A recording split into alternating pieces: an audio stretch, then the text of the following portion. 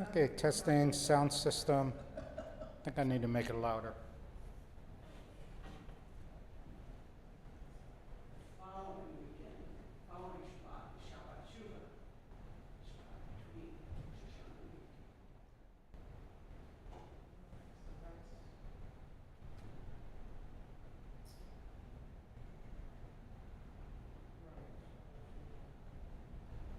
I don't know, this new schedule, I don't know what's gonna be that day. Right.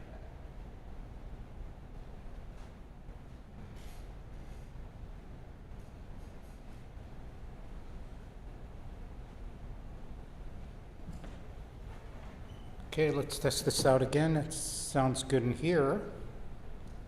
Check, check, testing, 1, 2.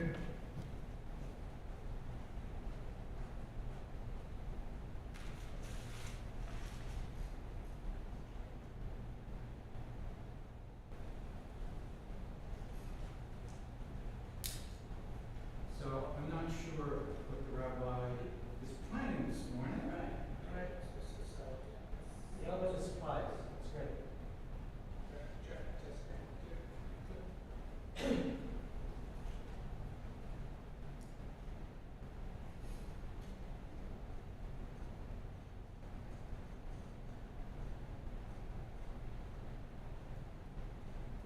So last night, we heard thunder, like a half hour, and having so much thunder, but I don't think No we're rain.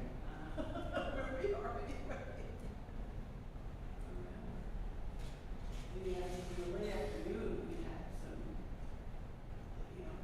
thunder and rain. Oh, you did? Like in the playground. 3, 4 o'clock. Just brief, just like. Yeah. Went through. And last night, I don't remember. Yeah, but it was like after we got home from here.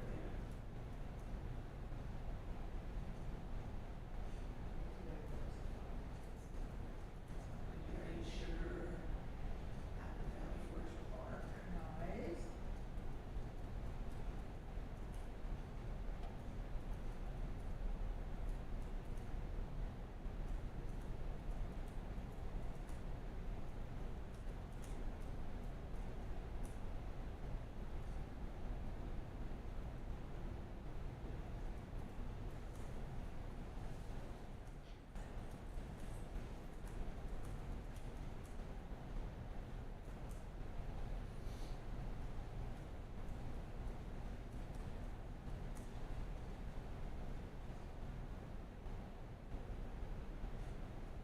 You just take the walk around. Yeah, it goes to all, knows the park very well, so it goes to, different parts of the park and it goes walking. I used Valley Forge Park for Yeah. example, years and years ago. I used to go on all the trails Yeah.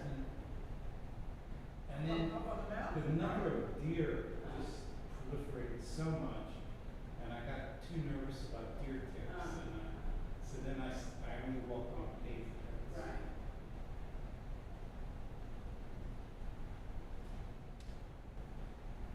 Which is a shame because there's some neat stuff elsewhere. Yeah.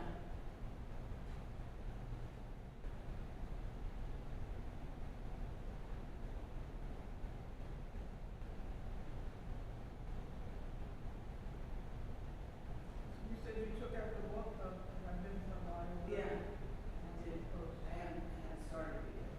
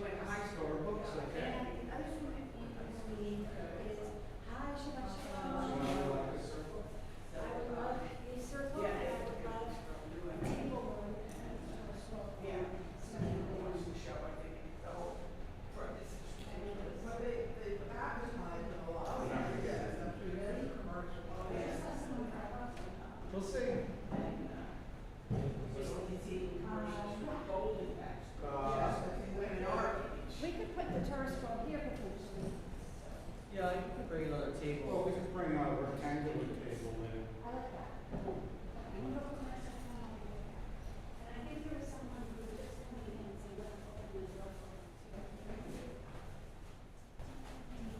Josh, I'm glad you're here.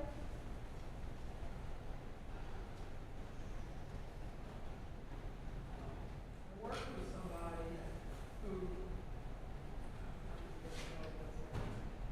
somebody wanted to, go with their son, was the batch. And, doctor. I mean, I think it was, interesting, but, I don't think that people actually marry. Yeah. Right. I mean,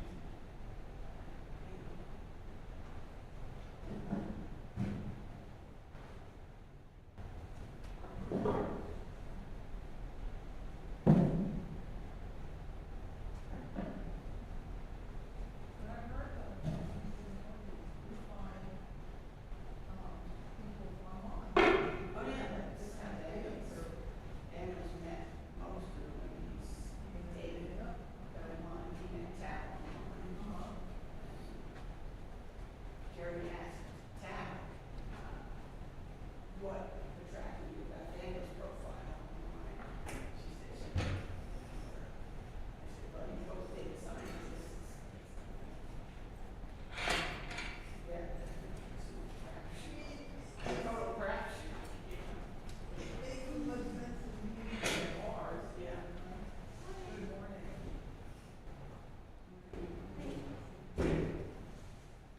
I was. Rebecca. Rebecca, I know, see you now. What? I was here last night. Yeah, yeah, so yes, yes.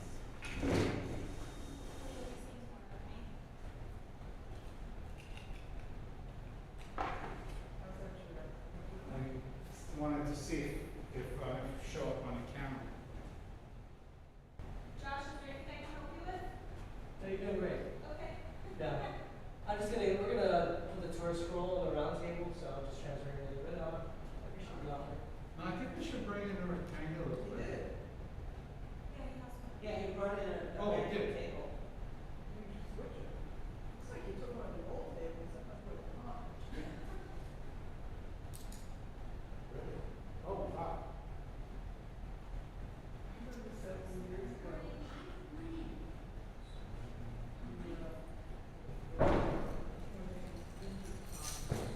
Was plastic tables, we were so happy. It's amazing that one are so heavy. So I brought some books. Excellent, yeah, I think if we can have everybody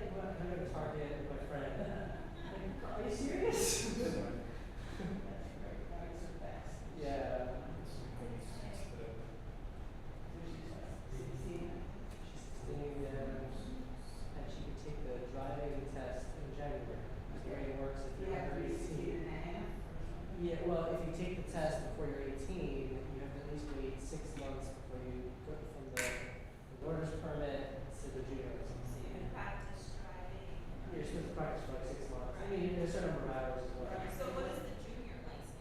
Well, so then you take a driving test, and then you can drive, but I think you have a curfew for a year.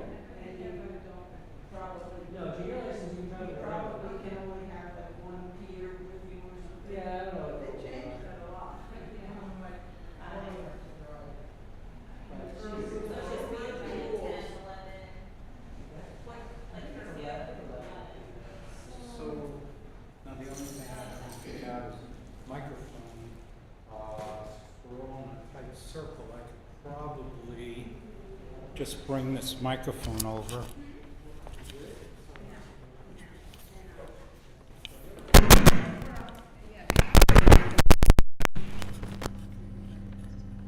So, are you gonna put the table in the middle? It would be nice to have the Torah scroll in our circle if we're gonna take it out, but I don't know if we're doing it. Is that a number you want? At least one.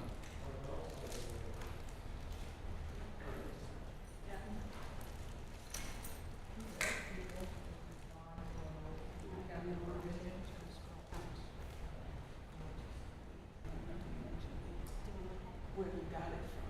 Hawaii. Well, I wasn't in Hawaii, but there was a rabbi in Hawaii who was selling them at the convention that I was right at COVID. Okay. Sacrifices for the Halloween for you. And I better let it alive. You don't know what I've been through.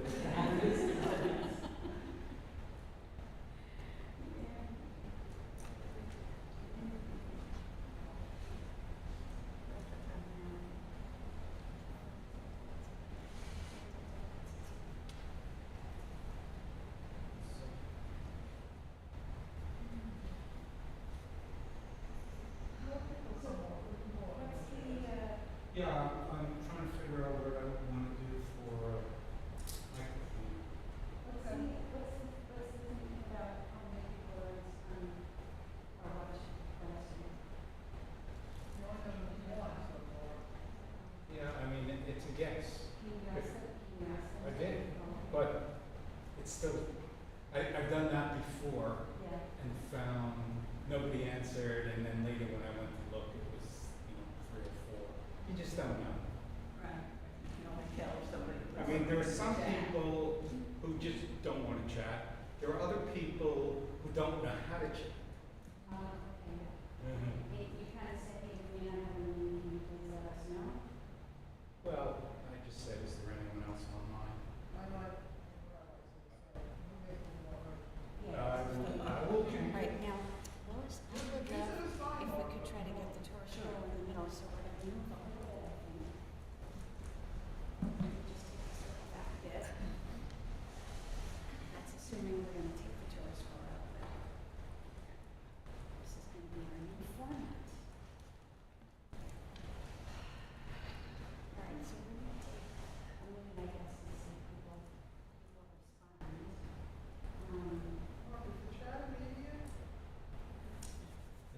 Chat is immediate. No. No. Would anyone joining on Zoom be considered part of the meeting? Yeah, yeah, Okay. that's the one. I do that. I count. Yeah. Depends who you ask, But it's right? not, yeah, well, no, I do. Did Rabbi Lazar not? Oh, okay. Rabbi Lazar would bring the Torah out even if we didn't have one. So, He thought about that. It was something he. we discussed. I think considered. Yeah, It wasn't automatic, yes or no. right. And the scrolls themselves can be counted, some say. Some say count the Hamas, some say no, some say I count. do count. I do count. They say 3 Jews, at least 4 opinions. It's part of our tradition. Certain rabbis have all different. So are we putting a table in the middle? Because if we are, I'll put a microphone. No, right we're there. putting, the scroll is there. So if you wanna put, Microphone over there. I don't know, but. Might work. Yeah, it's definitely, if you want to put it on the chair. Here talking, so. Yeah.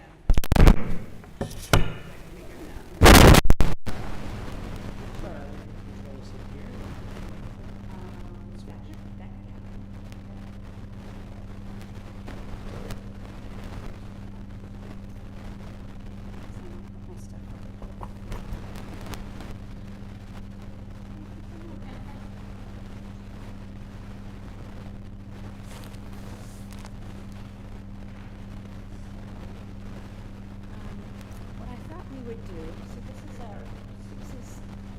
We've done something wrong, it might be the air. Okay, don't touch it again. So the gremlins didn't like that? They didn't like to be curled this? up. Okay. This down here.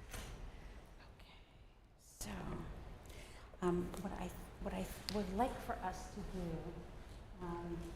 is we're just going to have a quick intro prayer service, very quick.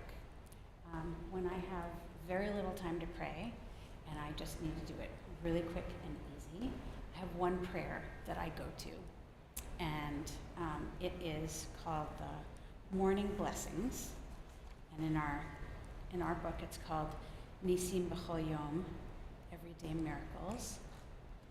And let's see what page it's on.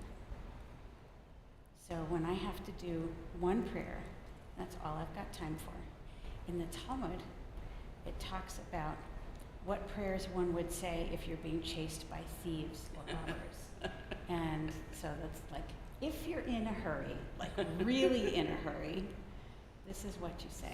I have my own version of that. It's on page 106. I'm gonna read it if it's okay with you. I'll just read it out loud. Typically it's done standing. Traditionally it's done standing. We don't do it standing here, but I thought maybe we could just try it out, because it's a very getting up in the morning physical kind of thing. And I'm just going to read it. So it starts with Baruch atah Adonai Eloheinu melech haolam asher natan l'sechvi vina lahavchin ben yom uben laila. Praise be the Holy One, the source of all, who has implanted mind and instinct within every human being. So basically the idea of being grateful for being able to discern things. Literally it says to be able to discern day from night, that the rooster knows when it's daytime and tells us. And so it's about bina, it's about understanding and discernment. So I'm into that. Baruch atah Adonai Eloheinu melech haolam she'asani Yisrael. Blessed is the Holy One, source of all, who has made me a Jew. But Yisrael also has the meaning of wrestling with God. And so I like to think of that as sort of the blessing of being able to struggle with stuff and to be able to make mistakes. Really good at Rosh Hashanah time, right? We still struggle, and it's okay. It's okay to struggle, which I think is really beautiful kind of mindset to start the day. Baruch atah Adonai Eloheinu melech haolam she'asani bat chorin. Blessed is the Holy One, source of all, who made me free. And the way I interpret that is that we were given free will to make choices. Over the course of the days of awe, we talk a lot about the choices that we make and how important they are. We have free will to do what we think is right. Baruch atah Adonai Eloheinu melech haolam pokeach ivrim. Blessed is the Holy One who helps the blind to see. And I think of that as being given vision and being given sight. And you know how there are times when things feel really cloudy and then all of a sudden you can see, and you can see the answers, and you can see what it's supposed to be, and there's a blessing for that. Because we don't always have that insight or that vision. Baruch atah Adonai Eloheinu melech haolam malbish arumim. Blessed is the Holy One, source of all, who clothes the naked. And in that one, I think of being able to show up with a healthy ego, is the way I think of it. Being able to sort of be clothed in a healthy ego. You see why this is a good one for the morning, right? If there's going to be anything, I'll do this one. Baruch atah Adonai Eloheinu melech haolam matir asurim. Blessed is the Holy One who frees the captive. And of course, with that, metaphorically, I think about times when I'm stuck and getting unstuck. And whatever it is that takes, I'm grateful for it. Which, sometimes we're not always grateful for the things that get us unstuck. So it's a bit of a spiritual practice too, because sometimes we don't like the things that get us unstuck, right? Baruch atah Adonai Eloheinu melech haolam zokev kifufim. Blessed is the Holy One, source of all, who lifts up the fallen, but literally, Zokev Kifufim is about untwisting the twisted. So it's kind of straightening out the bent. So when things are really twisted up in pretzels, like really kind of detangling it and being able to straighten things out. Baruch atah Adonai Eloheinu melech haolam hamechin mitz adai. This one I really love. Blessed is the Holy One, source of all, who prepares, who makes firm our steps, mitzadeh, our steps, but it could also be seen as like a path, you know, and the whole idea of hamechin is to prepare, but it could also be to firmly establish something as firm.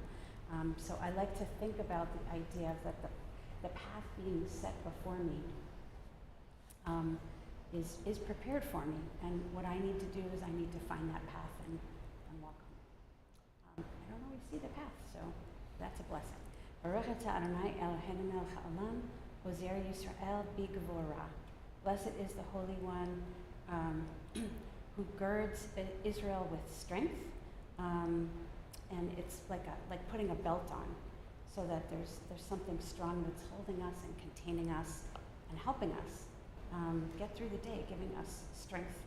Baruch atah Adonai Eloheinu melech haolam, Oter Yisrael b'tifara.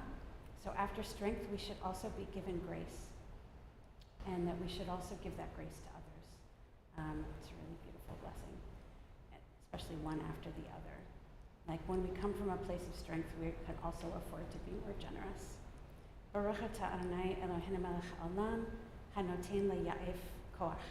Blessed is the Holy One who gives strength to those who are tired. And we know sometimes when we struggle, we can get tired. And it can be hard to kind of find reasons to go on sometimes with things that are hard. And so this blessing is for that. And the last one, Baruch atah Adonai Eloheinu melech haolam, hama'avir sheina me'enai u'tinuma me'afrochai. Blessed is the Holy One who removes sleep from our eyes and slumber from the eyelids. Metaphorically, what might that be? What do you think? You've kind of gotten an idea how I roll with this. What do you think? What could removing sleep from the eyes or slumber from the eyelids, what could that be? Be able to see clearly. To be able to see. The path, the way. Any other thoughts? There's no wrong answer here. It's one of the things I love about Torah study too, by the way. No wrong answers. Waking up to the beginning. Waking up. Love that. Love that. Or removing apathy. Removing apathy. Yeah, like having the motivation and the Right. strength to accomplish it. Yeah, right, because we've already blessed all these other things, and now, okay, look, wake up. I like it. I like it. And we'll say amen. Amen. To all of that. So you may be seated. And Mark, how are we doing with people? I was stalling a little bit. So Are we turning it down? Yeah. So the one person who's been on the chat It's still is on. having problems with sound. But it's still one person. And it's still one person.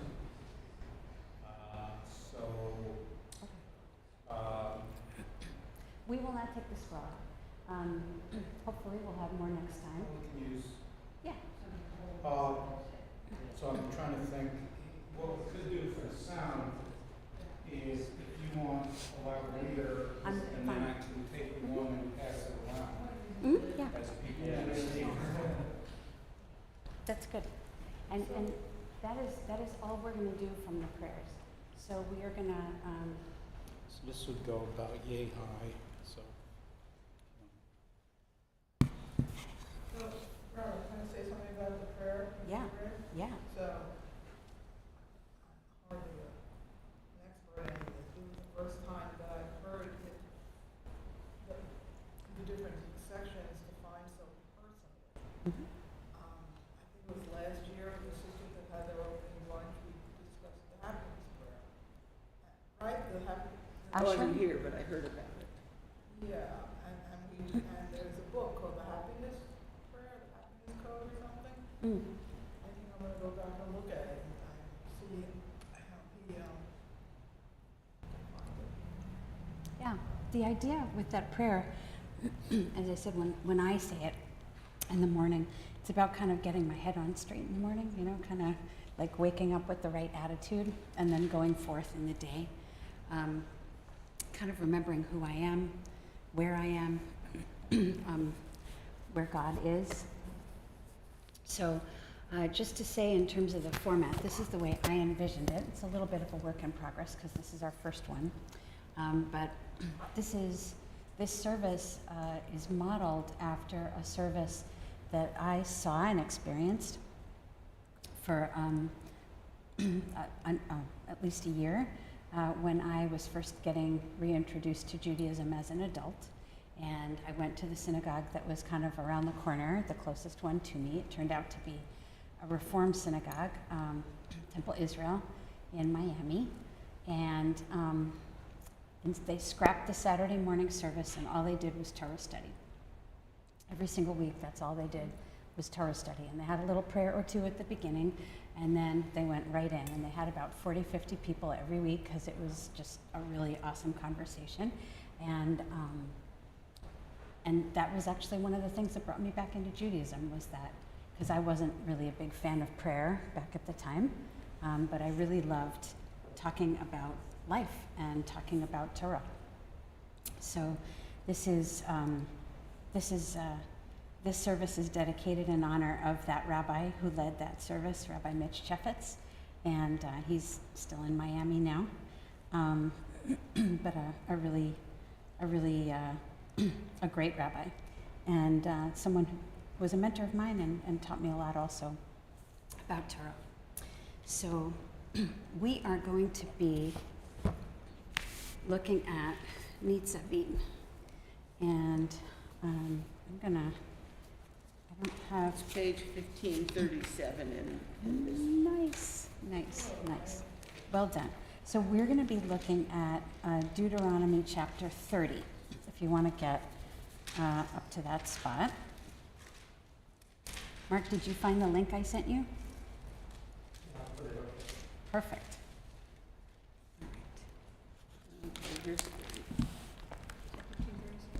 So it's 1540 that 30 Yeah. actually starts. Yeah, and so the way I like to do Torah study is I like to give us a little introduction and then have us read the text together and have us talk about it. And as I said, there are no wrong answers, so please feel free to pitch in whatever you like. It will not be wrong. We all read Torah differently, and that's actually one of the gifts of being able to learn together. Different perspectives. Okay, so I'm going to give us an intro. So as you may know, we were talking about this last night. This is the last Shabbat before Rosh Hashanah and our Jewish New Year. So this is the last Shabbat of the year 5783, last one. And the Torah portion for this particular time is a very specific one that's the same every year. So every week before Rosh Hashanah, we're always doing the same portion. And this time, it's a double portion, meaning that there are two portions that are strung together, and that has to do with whether it's a leap year or not. Don't need to go into that necessarily in greater depth here, but the two portions that we have are called Nitzavim and Vayelech. And the Shabbat before Rosh Hashanah is always Nitzavim and Vayelech, or just Nitzavim. We follow a triennial Torah reading cycle, which means we read the Torah over 3 years. And so the portion that we're reading today is basically just Nitzavim, even though it's, the two portions are potentially what we could be reading, but we're really just reading Nitzavim. So that's chapter 29 and 30 of the book of Deuteronomy. How many chapters are there in the book of Deuteronomy? Ooh, you could skim ahead and look. Here there is a right answer, but fortunately it's easily findable. You can also guess if you want. Let's see. That's a question Moses wouldn't know the answer to. Looks like 33, I guess. 33 is close. Keep going. Very close. Uh-huh. 34. Yes. So there's 34 chapters in the book of Deuteronomy. We're on chapter 30. So we are, yeah, you see that? Mm-hmm. End and beginning. End and beginning. Right, so we're basically right at the end of the book of Deuteronomy. And the Deuteronomy is, of course, the last of the 5 books of the Torah. And so we're basically coming to the end of the Torah. This is appropriate, given we're right at the new year, and it is our practice in the new year to end the reading of the 5 books and then start the 5 books again after which holiday? Simchat Torah. Mm-hmm. Yeah. And then we celebrate the end of the Torah, and then we celebrate the beginning of the Torah, and then our next passage is Bereshit, is Genesis, which I don't know, probably potentially not coincidentally, is going to be one of our B'nai Mitzvah. It's one of our students, I think it's Toby Pavlo is, I think he's got Genesis.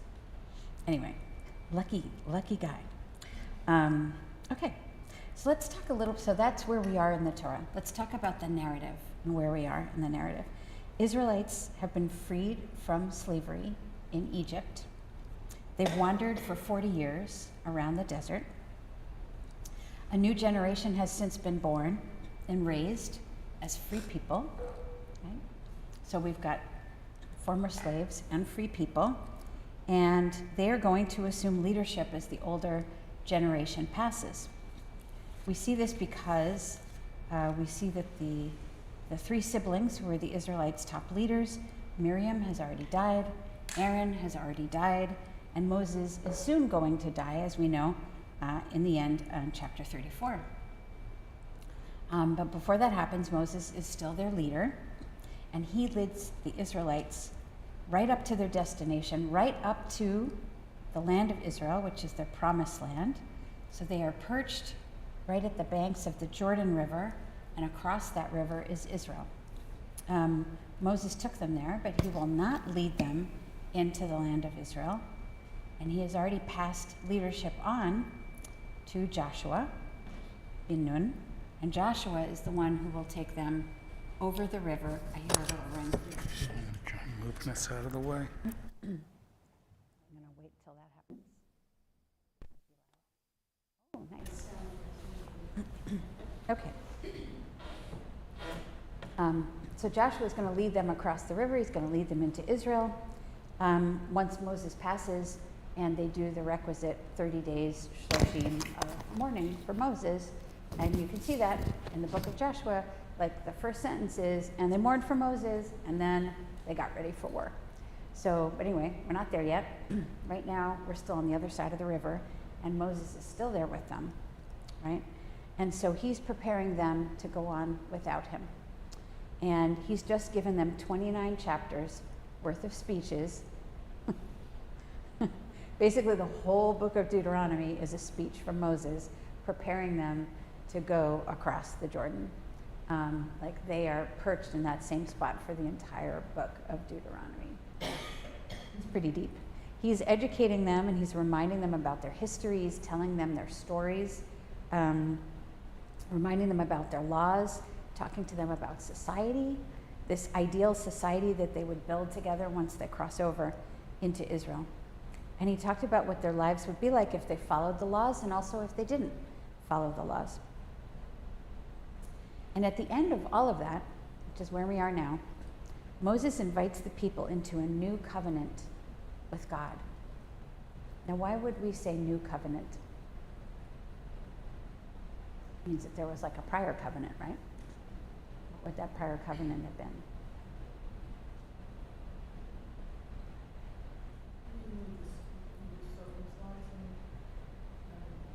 Well, yeah, for sure. So they did that, right? They did that. And before that, they also had at Mount Sinai, right? They received all the covenants, and there was a covenant there too. They said, we will see and we will obey. Now there's this new covenant. Yeah, go ahead. The new covenant doesn't place the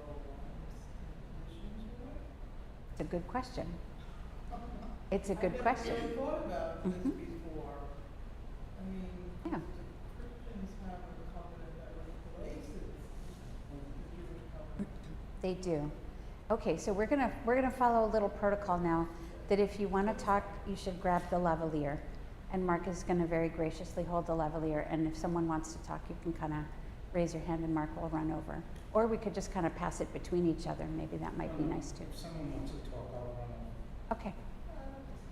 Yeah. All right.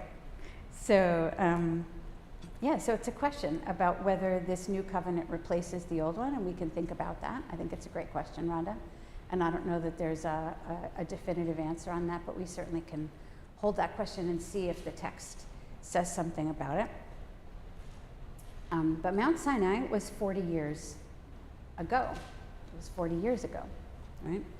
So this was a new generation that had new understandings about their lives and how to make choices for themselves as free people.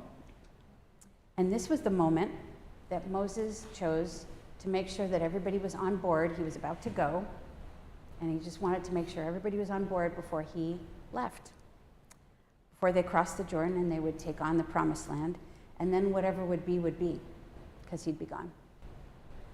Kind of like when you send your kids off to college, right? Whatever will be, will be. It is what it is. When you launch them into adulthood, right? It's kind of very much like that. This moment is very much like that. So in the ancient Middle East, covenants were very common. A local king, for example, would seek the loyalty of his subjects, and he would seek taxes. And in exchange for that, the king would offer protection, and they would take care of the roads and things like that. The kings would usually also have laws for people to follow, laws of society. A really famous one that we know from the ancient Middle East is the Code of Hammurabi, right? You've heard of that one before, maybe? Hammurabi's Code. And it's very comparable to some of the legal codes that we have in the Torah. But this one was a covenant with God. It wasn't a covenant with a king. This was a covenant with God, and so it was different. And in these two portions of Nitzavim and Vayelech, we actually get to see what their covenanting ritual was. It explains the ritual, because we see Moses talking through this ritual. What it is that Moses said to them, and then also what Moses did to secure the covenant so that the people would remember it later. We get this peek into ancient history, as told in the Torah. All right, so we're going to read chapter 30, which is 20 verses long. We're going to focus on one passage that is pretty well known. We're going to read through all 20 verses, but then we're going to really focus on one passage that is pretty well known, and it contains two important texts, some important iconic ideas that I think are very interesting that they come here at this spot in the Torah. We'll discuss that. And then the other thing that we'll want to be looking for as we discuss is remembering that this portion comes right at the new year. And the rabbis who set our Torah readings, they chose it that way very intentionally. So let's be thinking about how these themes that are in the text resonate with the new year, and how we as individuals and as a community might relate to the situation of the Israelites sitting on the other side of the Jordan River on the threshold of being able to cross into something really new and really different, and thinking about their new lives. And so that is what we are going to be looking at. So I've called this study A Covenant for New Life. All right. So we're going to have people read, and we're going to read this part quickly. If you have any sort of factual questions, we can address them. I don't want to get too far off the path, because the text that we're focusing on is starts on verse 11. So I want to get through verse 11 so we can kind of set the scene. Who would like to read 1 through 4? Yeah. I'm seeing Deuteronomy 29 and 30 at the top. Aha. No, this is just a question here. And right here it says 28. I don't Give it a know. mic. That must be the 28th verse of the 29th chapter.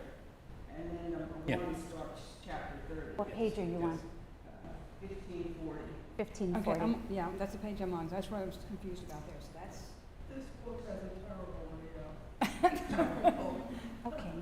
so just making sure, so say again, this is the 28th verse of Of the 29th chapter. chapter? That's what I'm interpreting. That's 1 of 30. When all these things befall you. Okay, okay. Okay, Good question. oh, am I gonna read? Okay, okay. Say a blessing before studying. Let's do it. Yes, let's do the blessing before starting Torah. Would you like to lead? Atah Adonai Eloheinu melech haolam asher kiddushanu b'mitzvotav v'tzivanu la'asok b'divrei Torah. Blessed are you, source of all, Holy One, source of all, who makes us holy through the rituals we practice, including that of engaging with words of Torah. Thank you. Amen. Amen. Thank you. 1 of 30? Yes, one. Mhm. When all these things befall you, the blessing and the curse that I have set before you, and you take them to heart amidst the various nations to which the Lord your God has banished you. And when you return to the Lord your God, and you and your children heed his command with all your heart and all your soul, just as I enjoin upon you this day, then the Lord your God will restore your fortunes and take you back in love. He will bring you together again from all the peoples where the Lord your God has scattered you. Even if your outcasts are the ends of the world from where the Lord your God will gather you, from there he will fetch you. Stop there.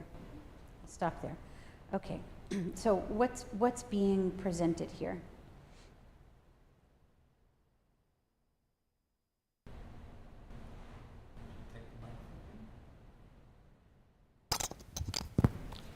So I think there's a couple things. One is we're once again hearing about loving God with all your heart and all your soul. That's like a main Torah concept. And so here it is again. Yeah. And, right at the beginning of this speech, that's the first point he emphasized. So I think that's very significant. Now I go a little further afield from the text and tell you I think what's here is something for the Jewish people during the Babylonian exile to look forward to coming back to the land. Mm-hmm. Yeah. Right. And I think, Mark, thank you. And this is a really important moment in the Torah to talk about returning. Right? They haven't actually gotten there yet, Right. but they're So- already talking about returning. Yeah, somehow Moses knows that they will be driven out. And does he know because God knows everything and it's the inspired words Yeah. of God, or does he know because this book was written later? Yeah, so thank you. And biblical scholars do believe that the book of Deuteronomy was written later as a standalone book, kind of like a guidebook, because it had all the speeches from Moses. And again, if you believe it was written by humans, it was humans writing in the name of Moses, right? And that it was meant to be kind of a guidebook and like the history of our people, kind of a thing. If you think about it, it was meant to be a sacred text that they would use to educate the children and to look back on and to hold as kind of their central text. And it talks a lot in the chapter about this teaching, which a number of scholars think refers to just the book of Deuteronomy. It used to stand on its own. So, Ann Greenstein joined us online, so we Okay. have now at least two online. And she told us her dog is very sick, but so our thoughts are with her there. And she put a comment in that says, it is conditional, another brit. Conditional end. Another brit, another covenant. Yes, this is another covenant, right? Yes. Yes. Right? So this is conditional language, right? What we're reading here is conditional language. Right? And the idea about loving God is is about loyalty. Conversation about loyalty happening. Loyalty to God, not loyalty to Moses. No. Yeah. So I'm not seeing this as being a new covenant. I'm seeing, and obviously I'm in disagreement with all the other scholars, I see this as an opportunity to return back to the ways of God, and here's what you'll get if you do that. So it's an opportunity to let go of bad things that you've been doing. Reminder of the existing covenant. A reminder, yes, not a new one. That's just the way I see it. Yeah. I see something here. No, I agree with you. There's a lot of different ways to interpret it, and your opinion is just as legitimate as everything else.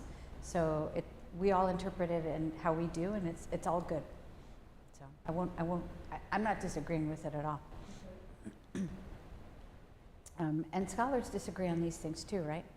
We're all scholars here. We're all scholars here. So thank you, Rhonda. Yeah, okay, so let's keep reading. So we're going to look at 5 through 10, and then we'll talk about that a little bit. And the Lord your God will bring you to the land which your fathers occupied, and you shall occupy it, and he will make you more prosperous and more numerous than your fathers. Then the Lord your God will open up your heart and the hearts of your offspring to love the Lord your God with all your heart and soul, in order that you may live. The Lord your God will inflict all those curses upon the enemies and foes who persecuted you. You, however, will again heed the Lord and obey all his commandments, which I enjoin upon you this day. And the Lord your God will grant you abounding prosperity in all your undertakings, in the issue of your womb, the offspring of your cattle, and the produce of your soil. For the Lord will again delight in your well-being as he did in that of your fathers. No, I think she said 3 times. 10? Yeah, we'll do 10 too. Since you will be heeding the Lord your God and keeping his commandments and laws that are recorded in this book of the teaching, once you return to the Lord your God with all your heart and soul. There is a lot to unpack there. We could probably spend a whole hour just on that passage, but what are some themes that you see that are added in here in terms of the context? One is, Mark? Oh, sorry. Yeah. I think one of the themes is around like commitment to God, and you'll you'll be rewarded, or God will support you if you follow, if you Yes. do good. Yes. And there's this really important concept that we see within the concept of covenant as it is presented in the Torah, but we know that it was also the case from these covenants with the kings in those ancient times, that there was reward and punishment. You follow the laws, things will go well. You don't follow the laws, things will not go well. It's one thing if you disobey a king, it's really another thing altogether if you disobey God. And so that's kind of part of what they're playing with here in this passage. Reward and punishment, which in itself is complicated theologically. Yeah. Thank you, Josh. If we just go back a little bit, because the people on the live stream are Yeah. delayed. And said, when we were talking about loyalty to what God stands for, it is a breach from the point of view that there is an if-then. Yeah. We talked about that. Yeah, absolutely. Thank you, Ann. Yeah. Yeah, this is very conditional language. And typically at the end of a legal code, kind of like the consequences, right? If you follow these laws and if you don't follow these laws, and that's where we are now. Like they've already had, in the portion before, they had something called the blessings and the curses. If you follow things, then you'll be blessed, and if you don't, so we've already had a rundown of what all the goodies are and the bennies and also punishments, which by the way are very graphic and interesting if you're ever kind of like Yiddish Yeah, curses. They're very, very I graphic. think it's very interesting that in that section, the Israelites were split up onto two mountains. Here, they're all together. That's right. That's right. That's right. In that section of the blessings and the curses, there was a ritual for that too, that they were split up onto two mountains, and the Levites were calling out these things. Yeah. Yeah. But here they're all together. And the beginning of Nitzavim says, and I'm saying this to all of you, right? All of you. And there's a whole list. It lists all the people, including, everybody within your gates. And Anne says, also, Teshuvah is introduced. Teshuvah is introduced. How so? I don't know. Well, We're going to have to wait. I'm asking Anne, how so? So does anyone want to comment on that, where you see Teshuvah introduced?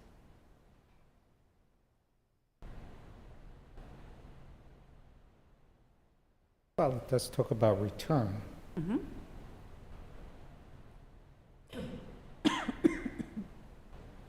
Verse 10. Yep. Sorry. Anyone else want to comment on that?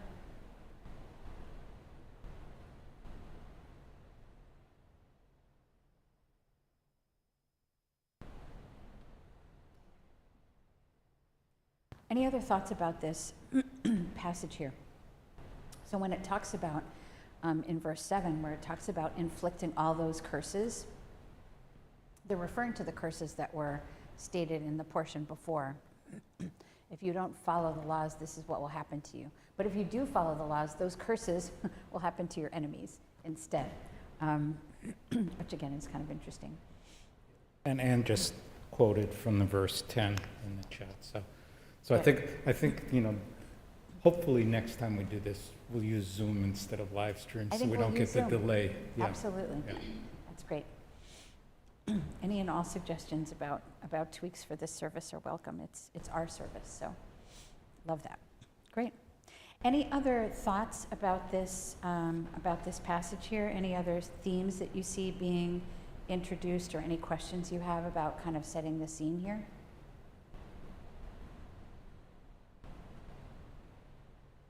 Doesn't have to be. I'm just opening it up.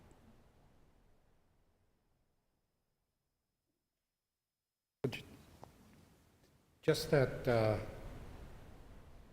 throughout this book, Moses just keeps getting to be a much more polished speaker. And by now he's like amazing. This is really great prose. Wow. Yeah, so looking at this right on the level of literature, biblical literature. Nice. Nice. Nice. I personally, I'm just reading it now, and I think it's very interesting, the whole idea of possessing the land and multiplying. This idea of being in the land and multiplying, and possession of the land. And it's so curious because there are parts in the Torah where they talk about, like, the land isn't really ours, the land is God's. But then the Israelites are being given this land and promised this land. And then what happens on the land itself is the land is actually a figure on its own in the Torah. The land sometimes responds to things that happen on it. And there was this idea in biblical Israel that if you did something wrong and you were there in Israel, it actually defiled the land somehow. And so the idea was that you should be good because otherwise you're going to mess up this land. Which is kind of resonant with today in climate change, right? People had a lot of difficulty with reward and punishment, but then when you start looking at it in terms of climate change, like, the acts that we commit do have consequences, and they will have immediate consequences for ourselves and for, the generations that come after us.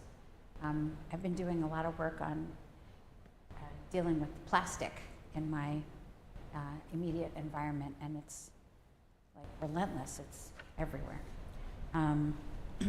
Okay. Any other thoughts that you see about this? I'm just sort of curious about the idea of possessing the land, and because they talk about that, they use that word a couple times, possessing.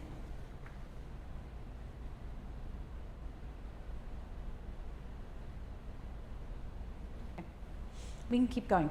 So this is one of the passages I really wanted to highlight, verses 11 through 14. It's kind of like I said, a famous passage in terms of Torah. Yeah, you've heard it before? It's all, like you said, Mark, such powerful prose. It's like, it reminds me of, Martin Luther King, some of his powerful prose, this section here. Go ahead and read it. Surely this instruction which I enjoin upon you this day is not too baffling for you, nor is it beyond reach.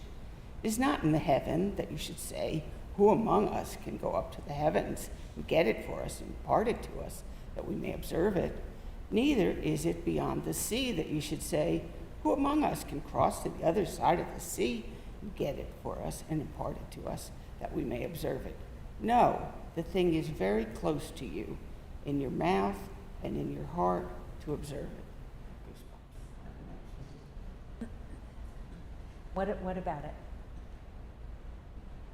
It's, in a sense, it's so human. It's addressing, like I could imagine a person thinking, oh, I can't do this, I can't understand this, and saying, no, it's not up in the heavens or under the sea. It's right there. It's in your mouth and in your heart. It's right there if you stop and look for it. Thank you. Anyone else want to sort of like initial impressions? Well, And we'll unpack I have the that. benefit of, this was my Devar Torah for our management meeting, so I have a very advanced understanding of this. Yeah. Not really. So it seems like he's referring to kind of like the covenant, and it's like it's not this high and far away concept. Like this is real world stuff. This is stuff that like should be close to you and you should live and breathe. It's not like pie in the sky, abstract, like irrelevant. Yeah. So thinking about it as abstract versus like really concrete and tangible. Here's some concrete, tangible things you can do, and things will go well for you. Just follow this path, and it's good. Thank you. Yeah. There are different ways to interpret this, so there can be other interpretations too. Anyone else want to share about sort of your initial impressions of the text?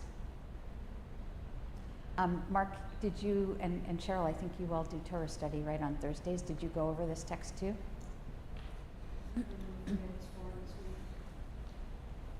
Or did you go over something else?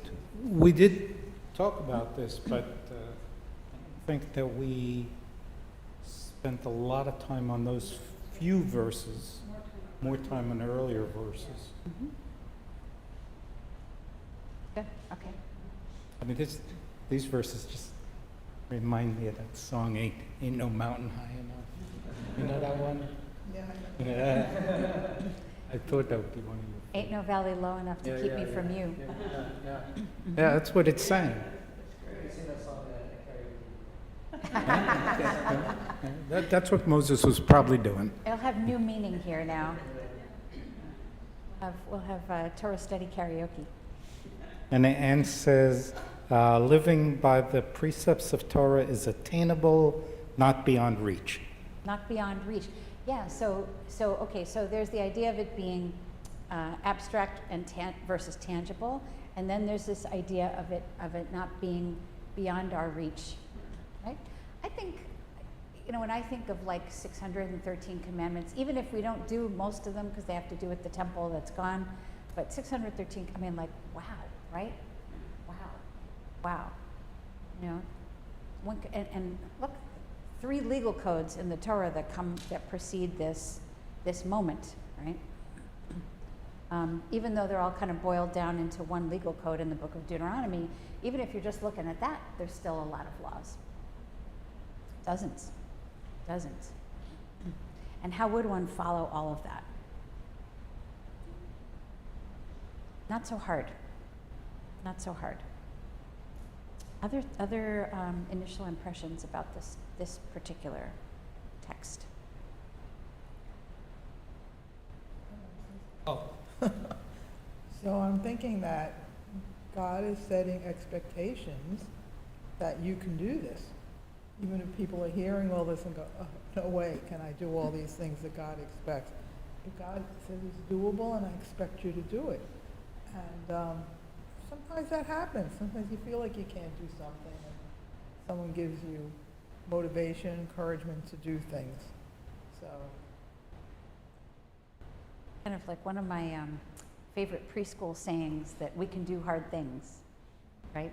It's one of the things we want to teach kids in preschool. Like we can do hard things. We can accomplish things that are hard. Maybe this is hard, but you can do it, right? So there's an idea of saying it's not so hard, right? So maybe this thing is not too baffling. Maybe it's not hard, but then there's another reading of it which says maybe it is hard, but you can still do it. I think there's a Christian view, I don't know how widely held, that says it is too hard. Mm-hmm. And that's the problem with this book and why they need it to be a new covenant. Mm-hmm. I think, I don't know, it's not too expert on that area. Thank you. Yeah. What'd you say? You can dial a priest. We can dial a priest, yeah. Okay, so let's take a look at what's written here. So surely this instruction, which I enjoin upon you this day, is not too baffling for you. So what instruction are they referring to? And the Hebrew is really interesting because it says ha-mitzvah hazot. So they use the word mitzvah, which is okay. Mitzvah, the word root of mitzvah is commandment, but it gets translated as instruction. When you see instruction or teaching, when you see instruction or teaching capitalized, I think of that sometimes as being another term for Torah, the whole of Torah. Yeah, sure. Any other ways of seeing that or reading that?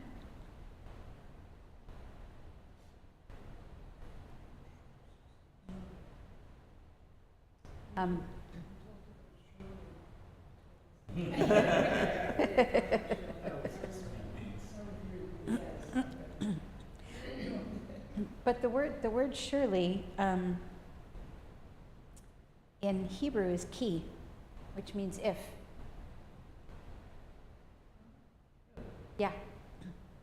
Yeah. The word that they use for surely is ki, and that's an interpretation in itself, right? But again, it's sort of the way that these biblical phrases were laid out. It was basically saying this is it, and I think it has to do with sometimes you see terms that are repeated in a sentence, and when they repeat a term in a sentence, it kind of has a little extra oomph, and so one might use a word like surely to sort of as a placeholder for the oomph, the repetition of the word. And the word that gets repeated here is mitzvah. Mitzvah is used twice in this one sentence. Ki ha-mitzvah hazot, so the teaching that I command you, that I teach you this day. So Anne had a couple things. The teaching can be internalized part of you, and she said mitzvah can be interpreted as obligations promulgated in Torah. Mm-hmm. Nice. And I'm looking at some Torah commentary.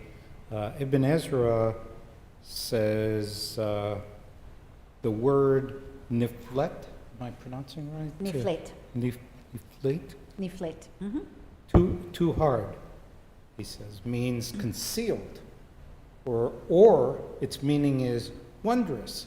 That is something that will cause you to grow weary while trying to accomplish it. Nice. So what do you think that means? How do you read that?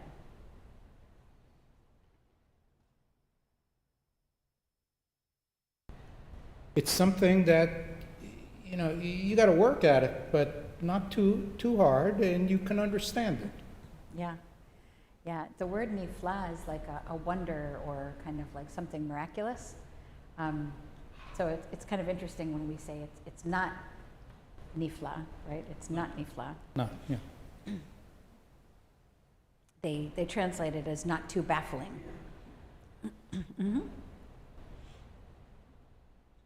Yeah, and another word that they use in terms of the Hebrew, they say lo rachok. Rachok is literally like geographically distant. So it's not geographically distant either. It's not far.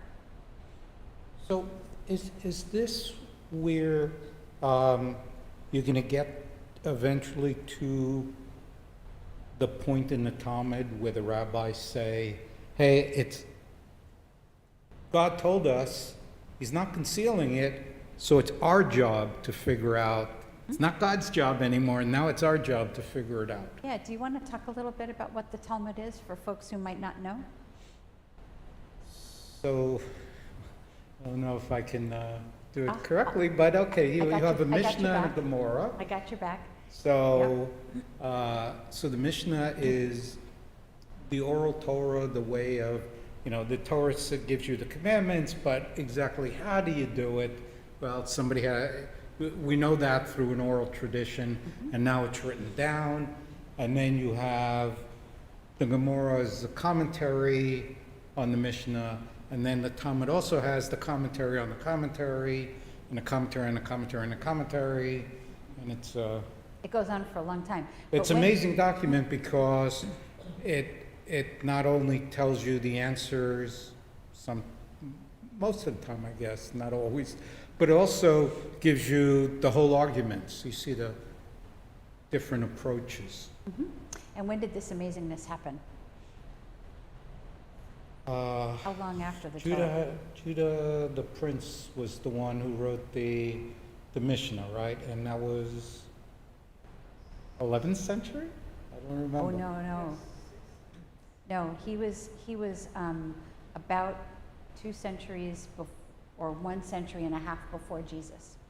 Oh, okay. Much Right. older. Now, But there are when- people who when say did that the book of Deuteronomy was finished in the 4th century BCE, right before the Common Era. I'll call it before Jesus, right, in terms of our own kind of secular understandings as well. But we call it BCE. And so then maybe about 2 centuries after that is when people started doing the Mishnah and interpretation of the Torah at a different time. It was a very different time. Very different time. And then that went on, and Jesus was a rabbi in that time period of the Mishnah. And some of the parables that are brought up in the Mishnah are also very similar to parables that Jesus uses. And then in 70 CE, 70 of the Common Era, what happens? Destroyed by the Romans, right? Romans who also were the ones who killed Jesus, right? And hung him, yeah.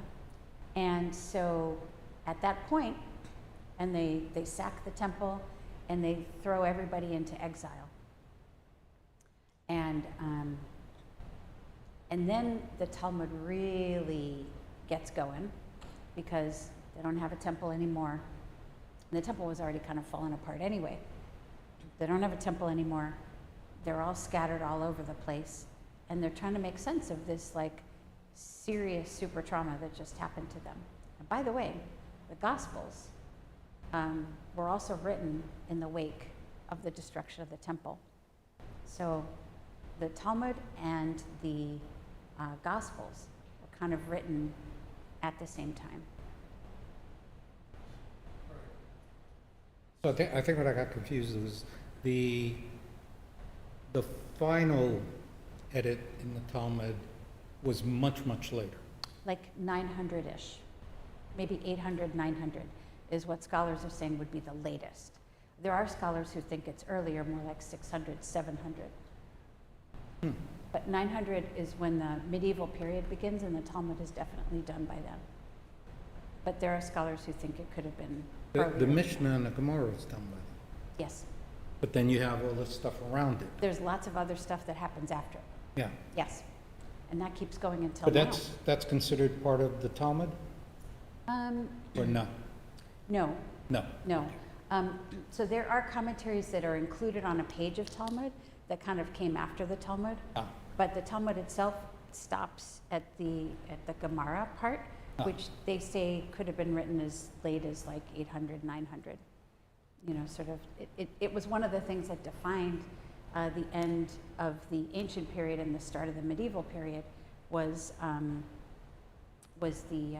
finishing the Torah. I'm sorry, the Talmud. Okay, anyway, so the Talmud talks about how it's our job.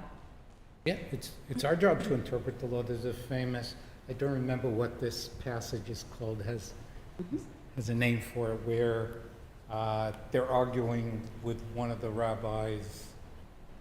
Well, I wish I could tell this one right. Where he basically says, you know, if I'm right, then, you know, the voice will come down from the heavens, or this wall's going to move, or Yes. he makes a number of claims that says, if I'm right. Yeah. And the rabbi said, no. And finally the rabbi said, look, it's not up to what's going on in heaven. We're the ones who are telling you the rules, and God says, my children have defeated me. Yeah. Yeah, it's a And he very, laughs. God laughs, right? Yeah. What else are they going to do at that point, right? Because they're all in exile. Yeah. They're all scattered around, and they're all trying to figure this stuff out. So you have one group the group in Babylon, they're writing a Talmud, and the group in Jerusalem's writing the Talmud that's almost the same. So I guess there must be communication between the two groups, but they don't come out exactly the same. Yeah, and I think the point that you're raising here, Mark, which I think is important, is to say that this was already a famous passage even then. This has been a famous passage for a long time, and famous because there's so much there in terms of helping us understand what to do with what's in this text.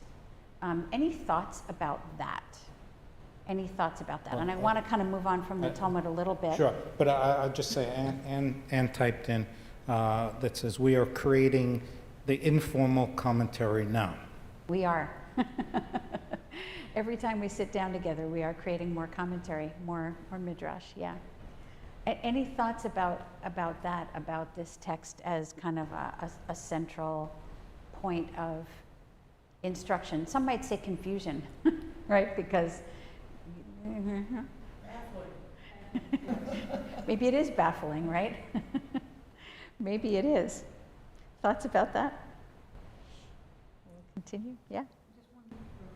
No.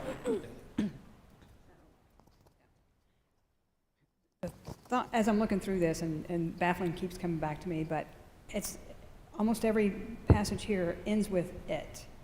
So we may observe it. So I don't know what the Hebrew word is that translates there, but everything seems to be coming down to those two little letters. Yes. And that just seems such a big concept in such a small word. Yeah. So the word that they use in Hebrew is he, he, vav, aleph, which is the word for she, but it's also the word for like the feminine definite article. So it's like saying the or it, but it's a feminine noun, so they call it he. That is the he is she in Hebrew. It is a vague word, a generic word for something so important. And one might argue that like it's almost like a placeholder. Right? I mean, it's a placeholder. And what are we putting into that placeholder? What are we projecting onto that placeholder? Good question. Pretty much the entirety of the Torah. Yeah? That. Right. That's the instructions, because that's what it's talking about, is the instructions, is it. Before there was a Torah, right? Here. But I mean, are they really referring to like the 5 books of Moses? Because this is, That's a good it's question. like being written at the moment, like the story's being told. So I think it's more about just generality, like the covenant with God and like Uh-huh. the current understanding of rules. So Yeah. I think maybe that's why it's being vague. It's easy to call it, so you don't have to give it a label. Because afterwards they were like, hey, we had the book of Deuteronomy before, but now we have all 5 of them. So what are we referring to? Yeah, thank you. Yeah. Did you want to add something? No. Okay. Okay. So it is not in the heavens. It is not in the heavens. What do we do with that? It is not in the heavens. It's here. Where? I mean, again, I don't think there's a wrong answer here. I mean, I guess I interpret it more like it's the practicality. If it's in the heavens, it's removed. It's almost like not part of everyday life. It's something abstract. Yeah. I think it's closer to us than the heavens. Yeah. Other thoughts about that? I think I have more to say, but I don't want to keep talking. Yeah, Rhonda.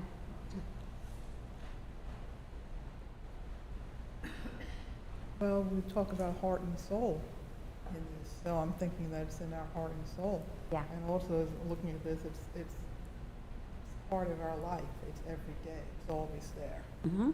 Yeah. Yeah, a little further down here it says it is close to you, in your mouth and in your heart, right? Beficha, it's in your mouth. Ulevavcha, levav, lev is heart, but it's also sometimes translated as mind as well. For them, heart and mind were kind of together. Cheryl, did you want to add something? No? Okay. Looked like you were preparing. All right. It is not in the heavens. And who's talking at this moment? So through a lot of the Torah, it's, Vaidaber Adonai el Moshe. So God told Moses to say to the people, right? So much of the Torah is written that way. And is he talking in place of God here, or is it just him talking? I think this could be interpreted either way, so it's, again, I don't think there's a right answer or a wrong answer. What do you think? I still think it's Moses relaying God's instructions, God's words. Other thoughts? You would agree?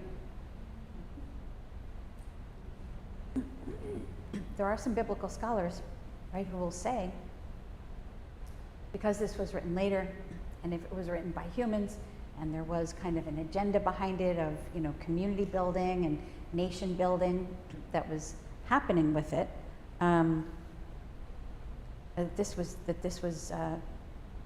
the leadership, the politicians of that time were writing this. It is not in the heavens. And who are you to say, who among us can go up to the heavens and get it for us and impart it to us that we may observe it? And kings in ancient Middle East were believed to be conduits to God, right? Kind of like Moses in that sense. But Moses was never named king. And certainly they were godlike figures, these kings.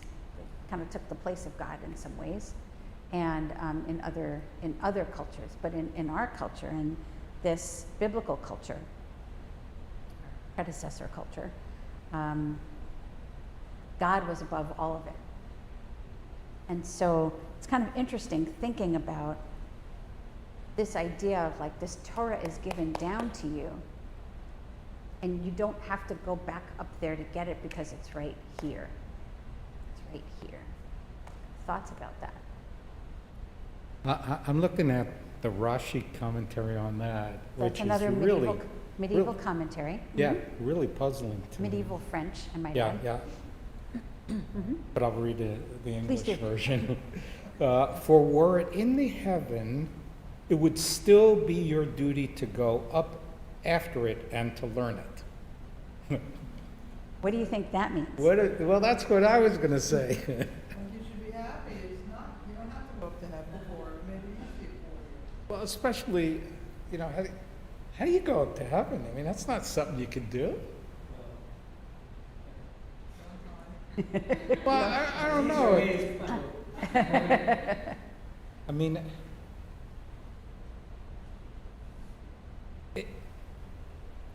I don't even know how Rashi felt about, the end times. So I don't know whether, he would have this platonic view of heaven. I don't think so. My understanding is that discussions about resurrection and such, there was a real strong belief in resurrection Sure. in the Middle Ages, and it was actually like a tenet of dogma of belief that Jews had to believe in back in the day. Yeah.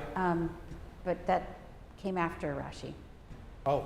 That was after Rashi. That was around the time of Maimonides, which would have been about a century later. But even then, that's a view of you wait for the Messiah to come, then Yes. and then you're in this new world wherever that is. Yeah. All right. Let's continue here. Did you want to add something, Cheryl? Okay. All right. So, are you going to go up to the heavens? Neither is it beyond the sea. Who among us can cross to the other side of the sea and get it for us and impart it to us? So what do they mean with the sea? Why are they bringing in the sea here? I think it's a great question. Thoughts about that? Role of the sea here? That you don't have to go very far, but Mhm. it's right there. Yeah. And they were, and the word they use here is yam. Yam means like an ocean. So they were also sitting across a river from Israel, right? By the way, not a yam, it was a river, but still.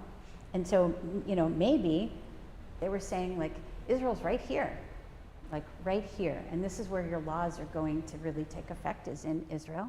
A yam is like further away than where Israel was for them. It was like right there, right there. That's one thought that came to me when I was reading it. And then I think it's really, really interesting that they're talking here about crossing, going up to the heavens or crossing the sea. They crossed the sea. They crossed the Sea of Reeds, right, with God's help. They're about to lose Moses, which they know, because he's told them, I'm leaving, and when I leave, you're going to have to do all this yourself. I think it's really interesting that, this is chapter 30 of 34, right? They're talking about crossing. They're about to cross. They're about to cross the river. And no, you don't have to do that because it's actually already right there with you. Other thoughts about this? And said it is not part of you. If it's not part of you, you can still reach up toward it to understand the instructions. Interesting. Nice. Thank you, Anne. Other thoughts about this? By the way, somewhere in this discussion, someone else joined online. Someone else is online. Okay, Yeah. great. Up to at least 3 online. Yay. That is our minion. All right. Let's keep reading. I want us to get back to this, but I want us to look at it in the context of the whole thing and then talk a little bit about, high holidays and stuff. Who would like to read 15 through 18?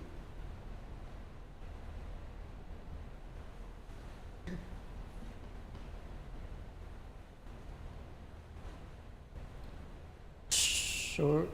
See, I set before you this day life and prosperity, death and adversity. For I command you this day to love the Lord your God, to walk in his ways, to keep his commandments, his laws, and his rules, that you may drive and increase, and that the Lord your God may bless you in the land which you're about to invade and occupy. But if your heart turns away and you give no heed, and are lured into the worship and service of other gods, I declare you this day that you shall certainly perish. You shall not long endure the soil which you are crossing the Jordan to invade and occupy. I call heaven and earth to witness against you this day. I've put before you life and death. We're going to stop there, because that's the other big passage that I wanted to refer to. But let's stop at 18. So, following the text that we've just had, what are they setting up here? See, I set before you this day life and prosperity, death and adversity. I Kind of command like the you this.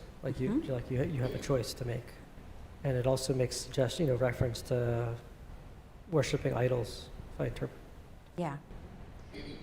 Worshiping idols, why does that come up here? Worshiping idols is a big, big, big no-no in the book of Deuteronomy. It's probably like the worst thing you could do. They talk about it a lot. And of course the golden calf had happened by that point. So that was already part of their history, right? So, don't do that again.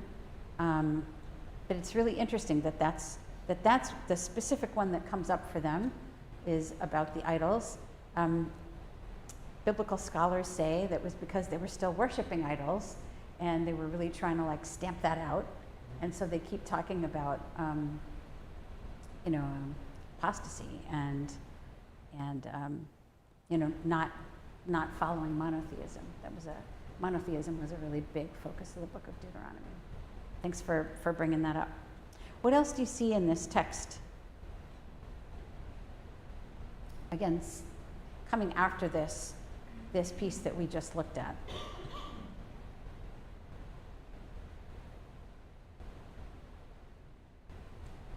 One of the things I see is, again, it's talking about possessing the land, right? That comes up again. And I don't think it talks about it twice, right? And in verse 16, it talks about the land that you are about to enter and possess. And then again in verse 18, it says, crossing the Jordan to enter, the soil that you were crossing the Jordan to enter and possess. Right? We're talking about the land actually having kind of its own character and its own,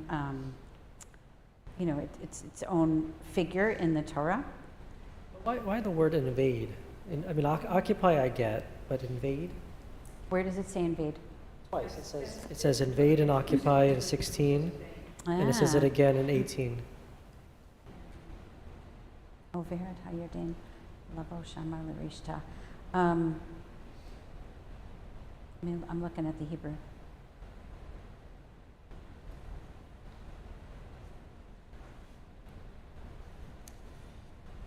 I have a theory Yeah.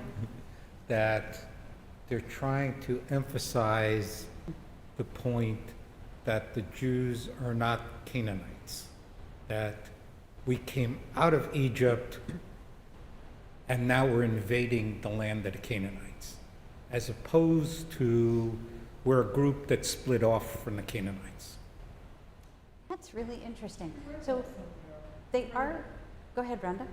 No, I know I can't remember where we read it, but we did read about that the Israelites were really an offshoot of the Canaanites. Yeah, there is a theory, Mm-hmm.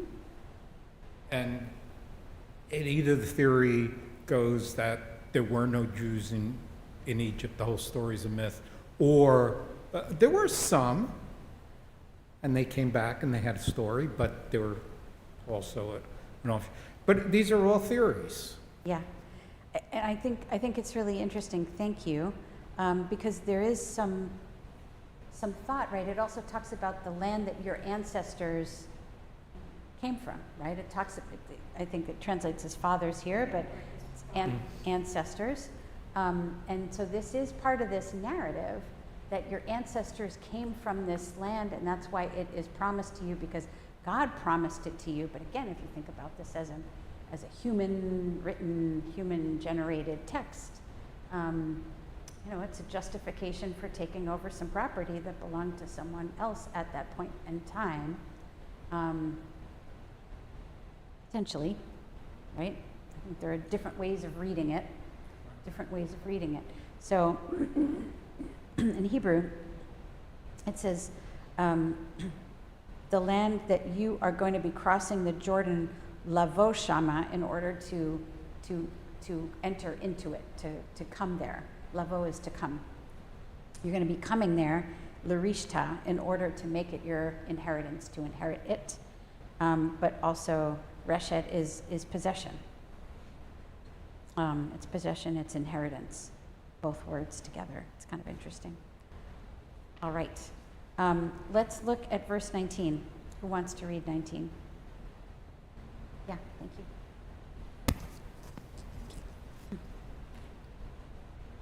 I call heaven and... Not too close to Oh, the okay, sorry. No, Okay. like over here is good. I call Yeah. heaven and earth to witness against you this day. I have put before you life and death, blessing and curse.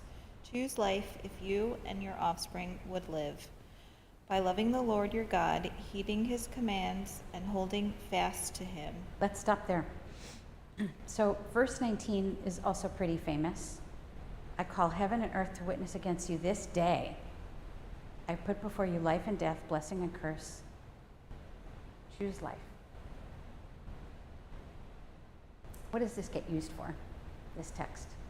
Where do we know this from? Yom Kippur, sure, yep, shows up in our liturgy, yes. I feel like I've heard it in a movie before. Yeah. It's that level of iconic. It absolutely is, yeah. So I keep thinking of the, so choose life, right, is something that comes up a lot, right, in our sort of secular culture, right? Choose life, that's here, right? So when we talk about Judaism says choose life, that's from this very text. Now, hello, yes it is, right? It's one of the reasons why I wanted us to read it in context and not just study those two little passages on their own, because I wanted you to be able to see the context in which it was delivered. What does choose life mean here? Mark, oh, do you want To choose God's covenant. to? And the behaviors, right? It's not just loyalty to God, but it's also the behaviors that go along with that loyalty. Choosing life is more like living a moral life, following the law, choosing life. Any other thoughts about that, or anyone disagree with that interpretation? You could have a different interpretation, by the way, it's okay. You can contradict the rabbi too. Happens to me. It's, not to contradict the rabbi, but many times within these phrases here is like, I put before you life and death, Yeah, blessing and curse. So life and blessing, death and curse. So choose life. Choose the blessings. yeah. It's not an interpretation. This is like a black and white, pretty simple Yeah, reading. it is very binary, right? And this passage of Torah is very binary. And typically when it's talking about following the laws or not following the laws, it's very binary. And that's one of the things that sometimes this text of Lo b'shamayim hi, it's not in the heavens, is used to say that maybe it's not so binary. You know, maybe there's room for kind of fudging around a little bit, that it doesn't necessarily have to be so much one or the other. That, you know, maybe it's okay if you fall a little short. Maybe you don't light, you know, Shabbos candles every single week, but you're pretty much there. You know, and that text is used sometimes to kind of soften it a little bit. That yes, we're being given these things, but don't feel like it's impossible, and you should do the best you can with it. That's sometimes how that passage gets interpreted in, you know, sort of modern times as well. I think it was really interesting that we got a Ibn Ezra medieval rabbi read on it. Do you want to add anything else there, Cheryl? No? Okay. Any thoughts on that?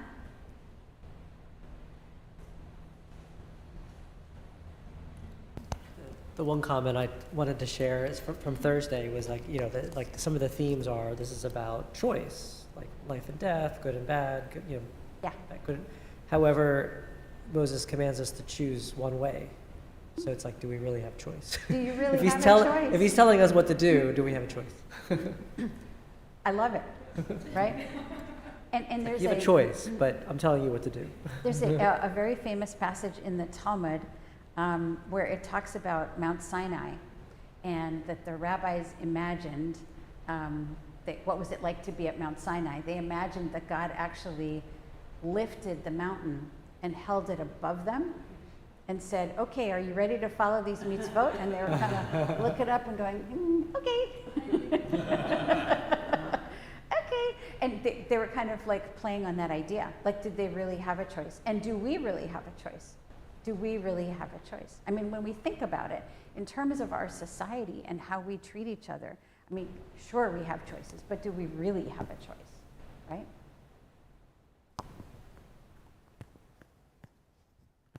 I'm asking. In theory, you shouldn't have a choice. I mean, in theory, you should do the right thing, but every day we have to make that choice. With every decision we make, but then, like what you said about like it's up to interpretation. Sometimes you have to do the wrong thing to get to the right thing. You know, like so I'm sure that's a whole other topic, but I mean, if you get a gift that you don't care for, do you say, oh, this gift stinks? Like, no, you have to lie. Yeah. So that's where I think there's some wiggle room.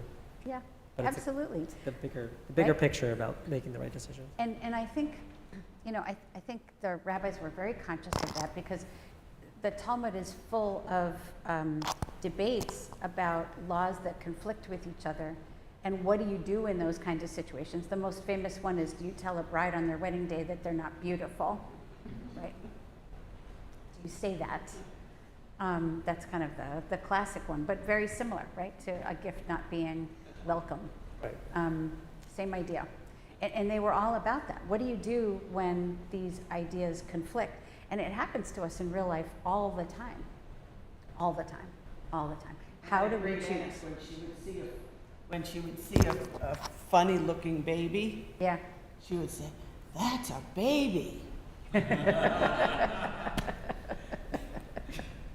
Yeah. So Anne put a comment in that says, choose life, consequences of the way you live, choose way of precepts will lead to life for Jewish people. Oh, okay. So she's looking at it, I guess, more of a for the Jewish people instead of as an individual thing. Mm-hmm. Right, and so thank you, Anne. Anne's bringing up a really important piece of this, is that in biblical times, just like in the concept of the covenant being given by a king, this was given to all of them. This was given to all of them together. So as a group, they had to follow these laws. So it wasn't just that every individual had to follow the laws, but as a group, they had to follow the laws. And it's a little bit of a different meaning when you think about it that way. And when you think about it communally, because when you look at some of the passages about the blessings and the curses, some of the curses were things that would befall all of them, right? Like the rains will not come in their season, and your crops will fail, and you know, all these things. Or, you know, if you follow them, then your crops will be lovely and the rains will come and all of that. It's something that would befall all of them. And so it was communal. I love having this conversation in the context of a synagogue, a spiritual community, right? Because there are actions that we individuals take that can also have communal consequences, right? And as a community, how do we get stuff done, right? Some of this, right, is thinking about it as a community. Entering into Rosh Hashanah, because I want to get to that. I want to get to that now. Entering into Rosh Hashanah, how do we face this? How do we face this as a community versus how do we face this as individuals? I want to bring this back to Rosh Hashanah and kind of wrap things up. Thoughts about that?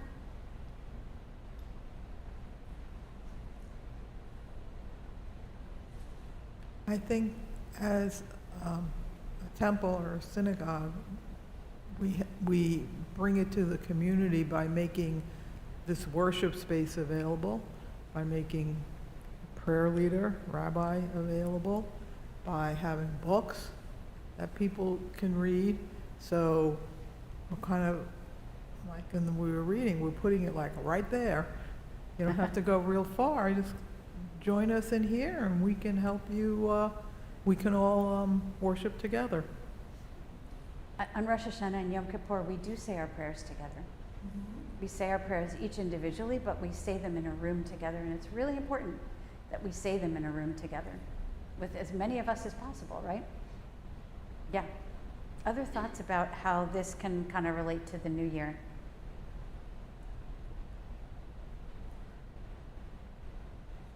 Well, it's a time when we think about what do we want to do differently next year. Choices. Choices, right?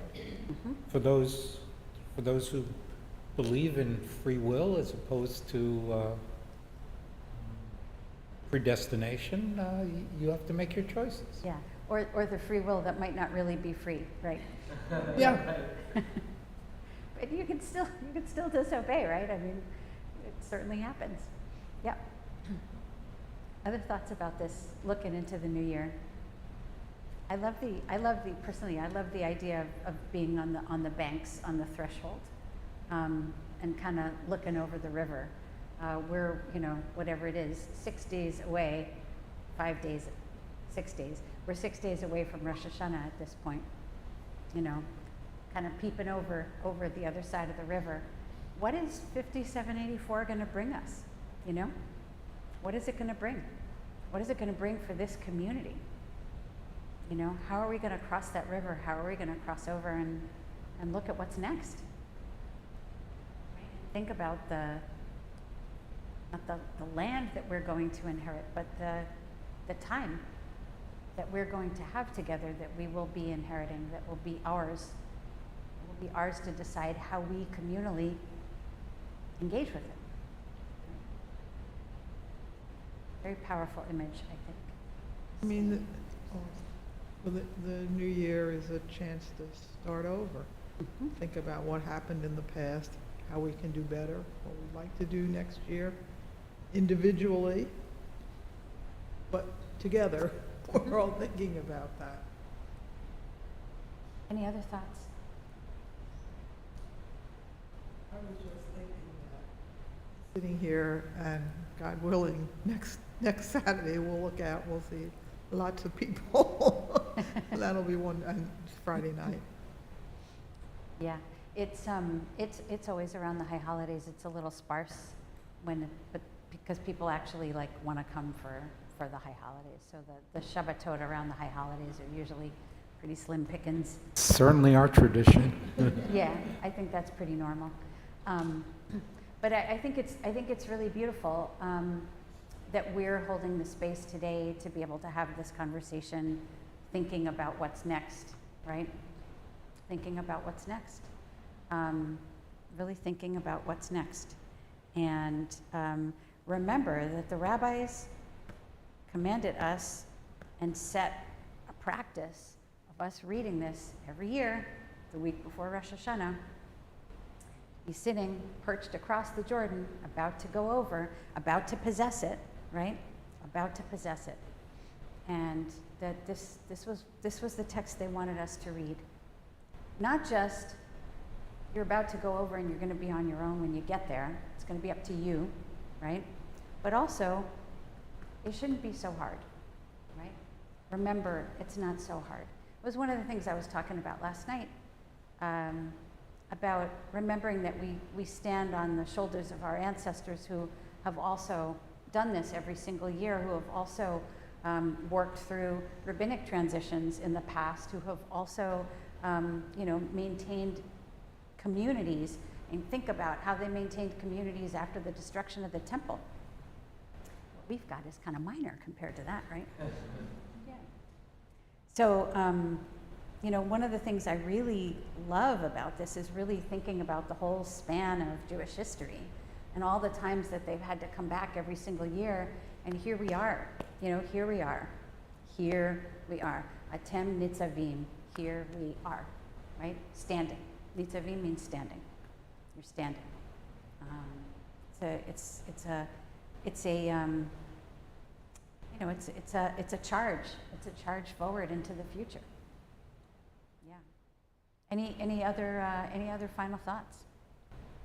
We'll conclude it there. Thank you, everyone. That's For correct. my first Torah study with you all. Awesome. There is, like I said, there's no wrong answers. So it's really whatever we can kind of concoct together, right? Including Anne. Thank you, Anne. Very appreciative of her pitching in, even though under some adverse circumstances.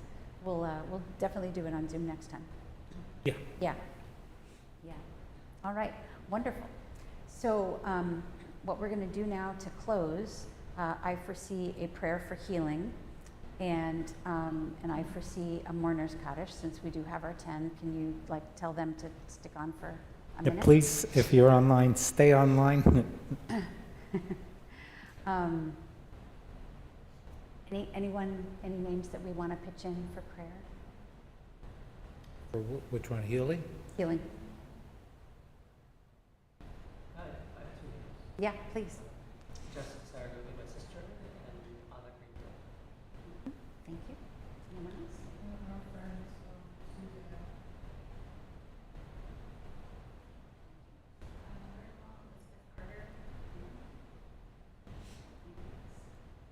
Should I get some books?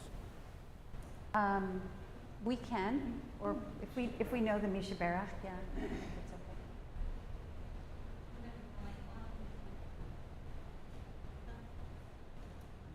Do you want to do the same one, or do you want me to lead a different one? I don't. So I kind of stick to Misha Berach until I learn something else, unless you want to lead it.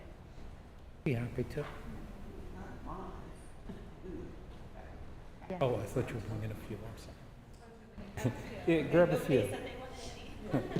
Well, right, that was before What do you want to we do, like decided number Mark was 3? going to lead a different one. How about 3? Okay, we're going to do Do they number have 3. numbers? Yeah, they have numbers. One time we were in a biennial and I pointed to somebody and said, "Three." Leon Shore is number 3. Yeah. Thank you so much. Oh, I see, they do have numbers. Yeah. Rifayenu Adonai v'nei Rafei, Hoshienu v'ni v'shea, El Karov l'chol korav, HaKarov l'reya v'isho. We pray for healing of the body. We pray for healing of the soul, for strength of flesh and mind and spirit. We pray to once again be whole. El na rifana. Oh, please heal us now. Rifuat ha-nefesh, Rifuat ha-guf, Rifuat shalema, heal us now. Hoshia et amecha, uvarech et natlatecha, oreim v'naseim ad ha'olam.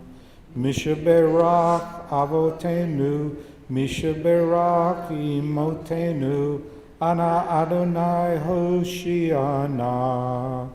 We pray for healing of our people.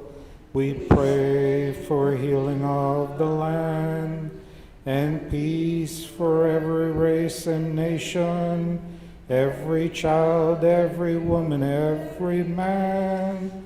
El Narifana, oh please heal us now. Rifuat ha-nefesh, Rifuat ha-guf, Rifuat shalema, El Narifana, oh please heal us now. Rifuat ha-nefesh, Rifuat ha-guf, Rifuat shalema, heal us now, heal us now, heal us now. Okay, thank you. Thank you very much. Complete healing for everyone on our hearts today. Amen. So we will have our mourners Kaddish. Our thoughts turn to those who have departed this earth, our own loved ones, those whom friends and neighbors have lost, the martyrs of our people, and those of every race and nation whose lives have been a blessing to humanity. As we remember them, let us meditate on the meaning of love and loss of life and death. I am observing the yard site for my dad, Ted Hilgerman, who passed, I think it was 4 years ago. I figured that out last night. So I'm saying Kaddish for him. Is anyone else saying Kaddish for anyone in particular? We read all the names last night, which I think is sufficient given it's late.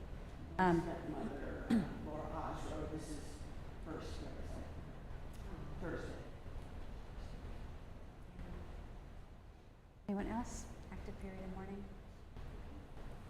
So we will all rise in support of our mourners and also in support of those who do not have anyone to say Kaddish for them. We're on page 154. Yikadal v'kadash shemei rabbah, v'alma divra chirutei v'amlich malchutei, v'chayechon uv'yomechon uv'chayei dechol beit Yisrael, Bagala ubizman kariv imru amen. Yehe shmei rabba mevarach leolam olamei almaya. Yitvarach v'yishtabach v'yitpa'ar v'yitromam v'yitnaseh. V'yithadar v'yitaleh v'yitalal shemei dekudesha barichu. Le'ela min kol birchata v'shirata. Tushbachata v'nechamata. Da'amiran v'alma v'imru amen. Yehe shlama rabba min shemaya v'chayim aleinu v'al kol Yisrael v'imru amen. Oseh shalom bimromav hu ya'aseh shalom aleinu v'al kol Yisrael v'al kol yoshvei tevel v'imru amen. May the source of peace grant peace to all of those who mourn and comfort to the bereaved. And let us say, Amen. Amen. So we should have a quick little closing song. Thoughts on that? And have a request? One that you like?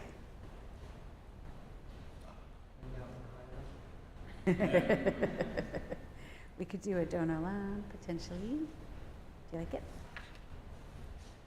Sure. Let me see if I can remember. Someone has another melody that they like?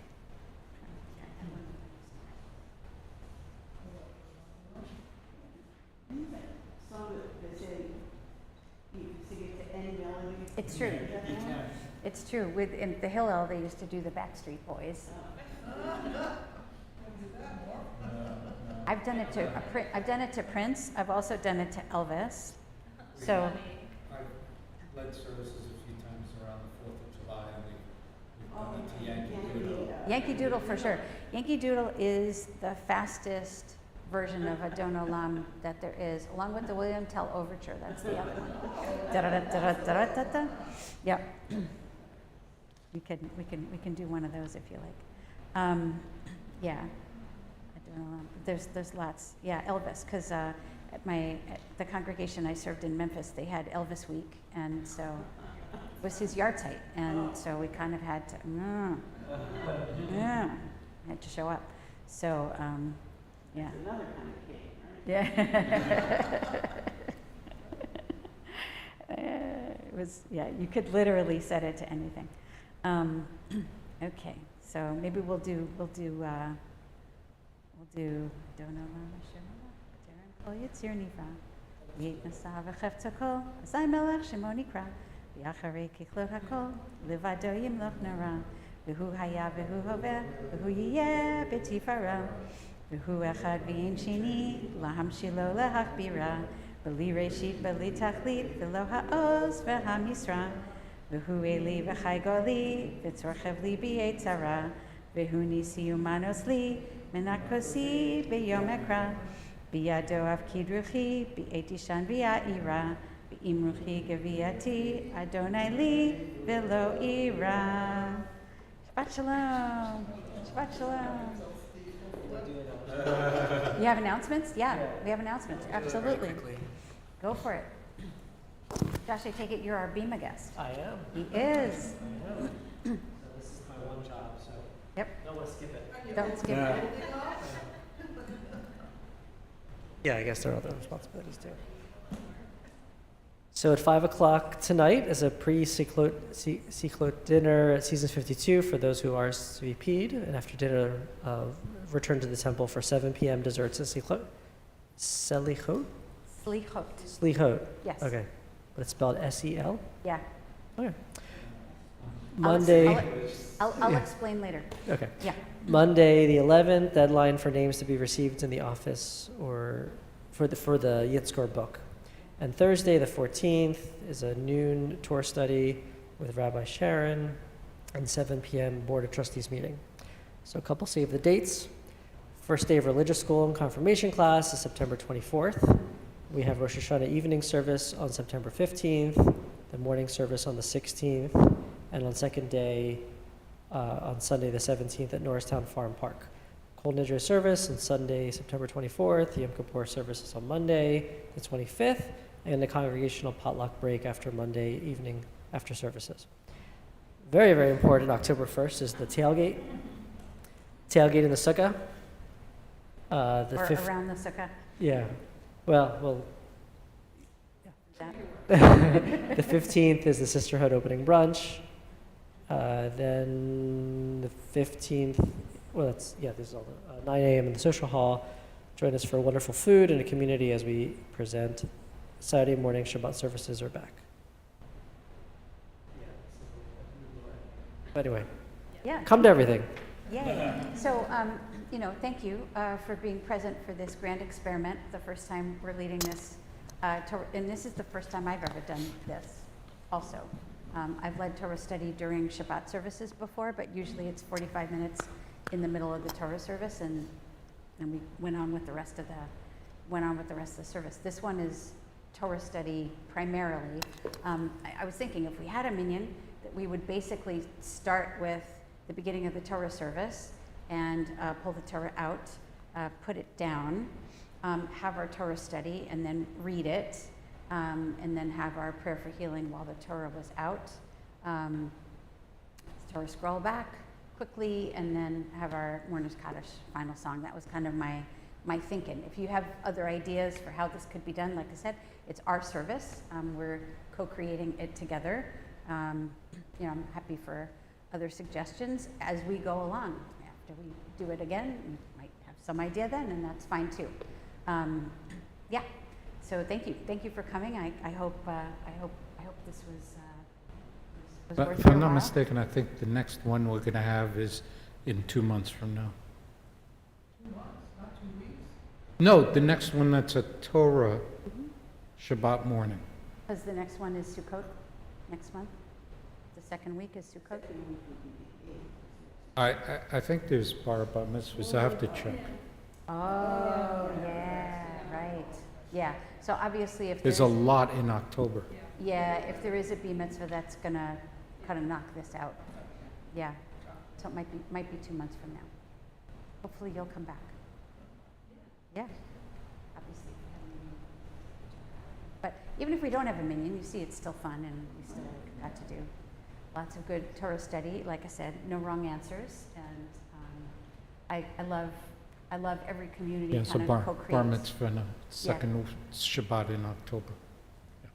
That's true. Every single one, right? Yeah. I think second, third, yeah. Hmm? Is that juice or is that wine? There's juice in the Kiddush cup, and there's wine in the big jug. Ah, No, that is fine. thank you for Oh, there's clarifying. wine in the Kiddush cup? All right, so we're going to do Kiddush also for the Zoomers. I'll keep this on. It's wine. It's definitely wine. It doesn't say wine. Would you prefer juice? I do juice, yeah. And I prefer juice, actually.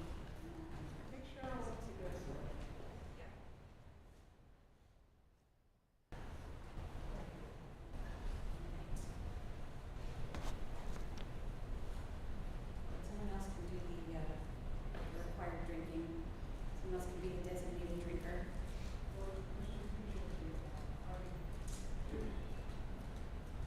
Let's pull books and. So if anybody wants to stay online for Kiddush and Motzi, you're welcome to, but we're taking a short break while we get some grape juice. It doesn't, that's funny. What does it say? Just the Manischewitz American Concord Grape. No, as soon as you see Manischewitz.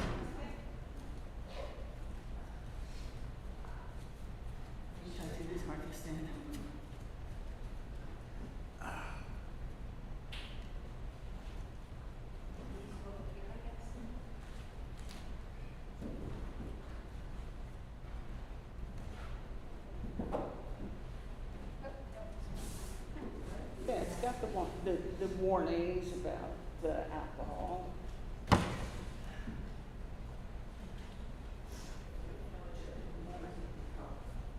And he's not here because he's afraid of making a mistake, which does happen.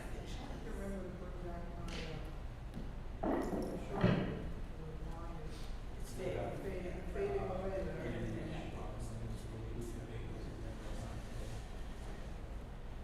I've got to run anyway. Right.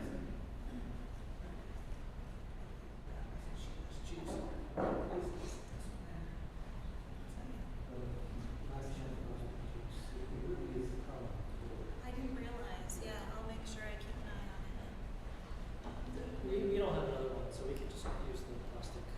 Yeah, that's what I do. Eventually, it would be great to get the little plastic cups that one can fix in.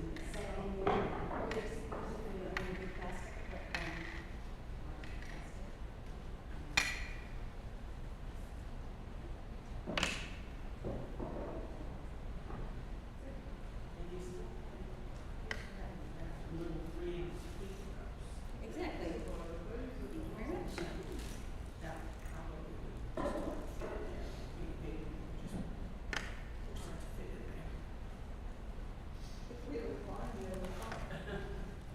Does everyone want juice? Everyone want wine? Juice is fine.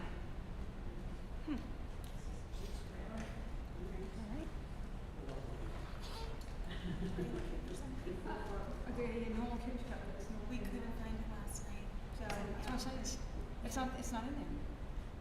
Yeah, we don't know. no idea. It disappeared, it's a mystery, which, there's only so many places it could have gone. That's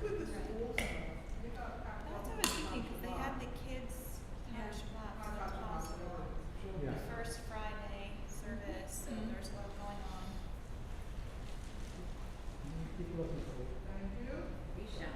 But it was, Or buy a new. fortunately, I remembered that we have extras, which is where this one. Yeah.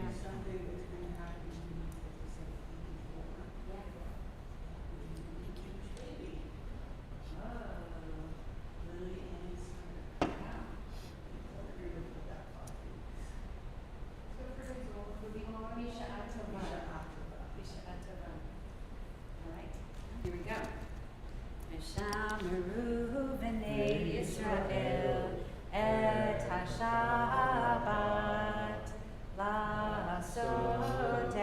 Shabbat, L'dorotam berit olam, Beini uvein b'nei Yisrael, Oti le'olam, Ki sheshet yamim asa Adonai, Et hashamayim v'et haaretz, Uvayom hashvi'i, Shabbat vayinafash.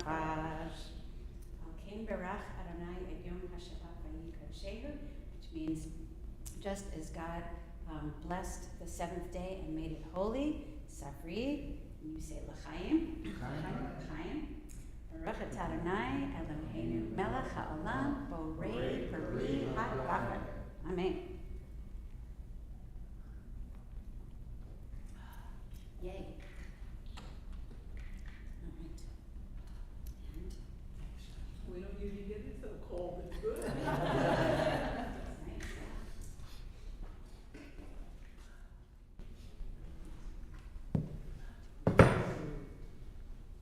Hamutzi lechem min haaretz. We give thanks to God for bread. Our voices rise in song together as our joyful prayer is said. Baruch atah Adonai Eloheinu melech haolam, hamotzi lechem min haaretz. Shabbat shalom. Spread shalom. Yum, yum, yum. That's my addition. Yeah.